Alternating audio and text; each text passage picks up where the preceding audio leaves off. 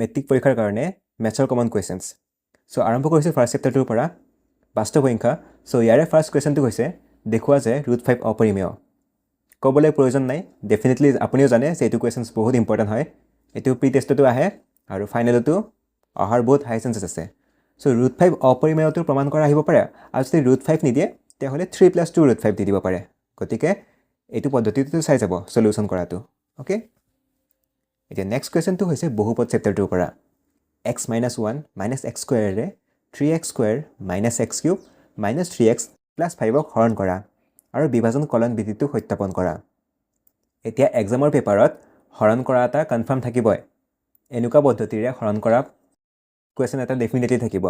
হয়তো পিছৰখিনি নাথাকিব পাৰে যে বিভাজন কলন বিধিটো সত্যাপন কৰা সেইখিনি নাথাকিলেও হৰণ কৰা কুৱেশ্যন এটা প্ৰত্যেক বছৰে ৰিপিট হৈ থাকে সো হৰণ কৰা পদ্ধতিটো চাই যাব ঠিক আছে এতিয়া হৰণ কৰাতে একেলগে দি দিব পাৰে দুটা শূন্য দি দিব পাৰে যেনে এইটো কুৱেশ্যনত √2 আৰু -√2 দুটা দি দিছে শূন্য আন দুটা শূন্য উলিয়াব দিব পাৰে সো দুইটা পদ্ধতিতে অৰ্থাৎ দুই ধৰণৰ কুৱেশ্যনতে হৰণে কৰিব লাগিব সো হৰণ কৰা পদ্ধতিটো ভালদৰে চাই যাব ইয়াত সমাধানটো দিয়া আছে কেনেকৈ কৰে হৰণটো এইটো চাই ল'ব ওকে নেক্সট কুৱেশ্যনটো হৈছে সংগত নে অসংগত পৰীক্ষা কৰা এনেকুৱা কুৱেশ্যন হয়তো MCQ দি দিব পাৰে বা 2 নম্বৰৰ কাৰণেও আহিব পাৰে সদায় মনত ৰাখিব যেতিয়া আমি ইকুৱেশ্যনটো সলভ কৰোঁতে যদি সমাধান পাওঁ তেতিয়া সংগত হয় আৰু যদি সমাধান নাপাওঁ তেতিয়া অসংগত হৈ যাব ঠিক আছে অসংগত হোৱাৰ অনলি এটাই কেছ আছে a1/a2 = b1/b2 is not equal to c1/c2 যদি হয় তেতিয়া আমি কোনো সমাধান নাপাওঁ আৰু সেইটো কেছতে অসংগত হয় বাকি গোটেইকেইটা কেছত সংগতই হয় সো এইটো চাই যাব নেক্সট কুৱেশ্যনটো হৈছে এখন আয়তাকাৰ বাগিচাৰ প্ৰস্থতকৈ দিশ 4 মিটাৰ বেছি ইয়াৰ পৰিসীমাৰ আধা 36 মিটাৰ বাগিচাখনৰ দিশ প্ৰস্থ নিৰ্ণয় কৰা ভেৰি ইম্পৰ্টেণ্ট কুৱেশ্যন হয় এতিয়া এইটো সলভ কৰোঁতে দিশটো বা প্ৰস্থটোক x বুলি ধৰি ল'ব এতিয়া প্ৰস্থটো যদি x বুলি ধৰি লয় দিশটো কি হৈ যাব প্ৰস্থতকৈ 4 মিটাৰ বেছি x + 4 হৈ যায় আৰু বাকি আয়তৰ কালিটো আমি জানোৱে যে দিশ পূৰণ প্ৰস্থ হয় আয়তৰ পৰিসীমাটো কি হয় টুৱাইচ l + b সো ফৰ্মুলাত বহাই দিলে এনসাৰটো পাই যাব ওকে এটা ভেৰিয়েবল ধৰি ল'ব লাগে নেক্সট ৰিপিটিং কুৱেশ্যনটো হৈছে দুটা সম্পূৰক কোণৰ ডাঙৰটো সৰুটোতকৈ 18 ডিগ্ৰী বেছি কোন দুটাৰ নিৰ্ণয় কৰা সো এইটো কুৱেশ্যনো চাই যাব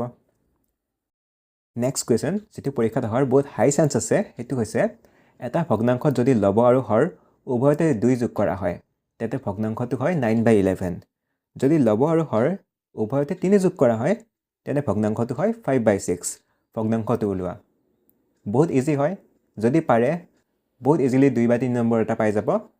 সো এইটো মিছ নকৰিব এইকেইটা পদ্ধতি বহুত ইজি হয় সো এইকেইটা চাই যাব ওকে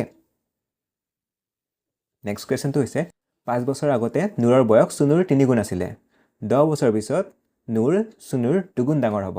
নুৰ আৰু সুনুৰ বৰ্তমান বয়স কিমান সো এজৰ কুৱেশ্যন এটা অহাৰ বহুত হাই চান্সেছ আছে সো এজৰ কুৱেশ্যন চাই যাব নেক্সট কুৱেশ্যনটো হৈছে দুজনী মহিলা আৰু 5জন পুৰুষে একেলগে 4 দিনত কাপোৰ ডিজাইন এটা কাম কৰি শেষ কৰে এই কামটো 3জনী মহিলা আৰু 6জন পুৰুষে 3 দিনত শেষ কৰে এজনী মহিলাই অকলে কামটো শেষ কৰিবলৈ কিমান সময় ল'ব আৰু এজন পুৰুষেও অকলে কিমান সময় ল'ব সো ইম্পৰ্টেণ্ট হৈ যায় এইটো চাই যাব নেক্সট কুৱেশ্যনটো হৈছে এটা সমকোণী ত্ৰিভুজ উচ্চতা ইয়াৰ ভূমিতকৈ 7 সেন্টিমিটাৰ কম যদি অতিভুজটো 13 সেন্টিমিটাৰ হয় আন দুটা বাহু উলিওৱা সো এইটোতো ভেৰিয়েবল এটা ধৰি ল'ব এতিয়া সমকোণী ত্ৰিভুজৰ উচ্চতা ইয়াৰ ভূমিতকৈ 7 সেন্টিমিটাৰ বুলি কৈছে সো ভূমিৰ যদি x হয় উচ্চতা কি হৈ যাব x - 7 হৈ যাব আৰু বাকি পাইথাগোৰাছ থিওৰামটো লগাই দিলে সেইটো সলভ কৰিব পাৰিব ওকে নেক্সট কুৱেশ্যনটো হৈছে দুটা সংখ্যাৰ বৰ্গৰ পাৰ্থক্য 180 সৰু সংখ্যাটোৰ বৰ্গ ডাঙৰ সংখ্যাটোৰ 8 গুণ সংখ্যা দুটা উলিওৱা সো এইটো চাই যাব নেক্সট কুৱেশ্যনটো হৈছে দুটা অংক বিশিষ্ট সংখ্যাৰ কিমানটা 3ৰে বিভাজ্য সো সমান্তৰ প্ৰগতিৰ বহুত ইম্পৰ্টেণ্ট কুৱেশ্যন হয় প্ৰায় পৰীক্ষাত আহি থাকে সো এইটো উদাহৰণ 7ৰ পৰা দিয়া হৈছে সলিউশ্যনটো ইয়াত দিয়া আছে ইয়াৰ পৰা চাই ল'ব ওকে নেক্সট কুৱেশ্যনটো হৈছে এটা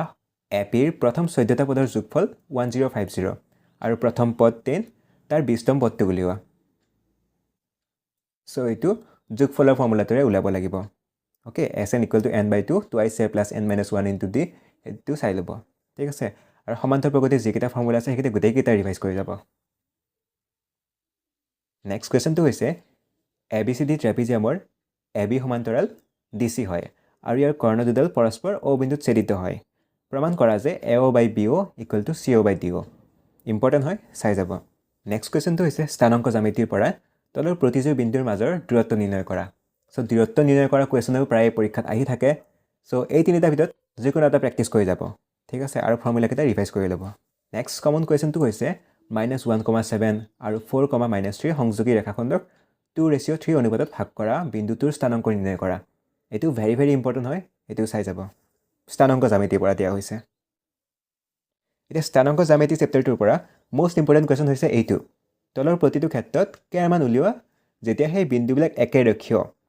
এইটো মোষ্ট ইম্পৰ্টেণ্ট কুৱেশ্যন হয় প্ৰত্যেক বছৰে আহে প্ৰি টেষ্টটো মাল্টিপল টাইমছ আহিছে সো এইটো কোনো পধ্যে মিছ নকৰিব এইটো সলভ কৰোঁতে স্থানাংক জ্যামিতিৰ তিনিটা বিন্দুৰ যিটো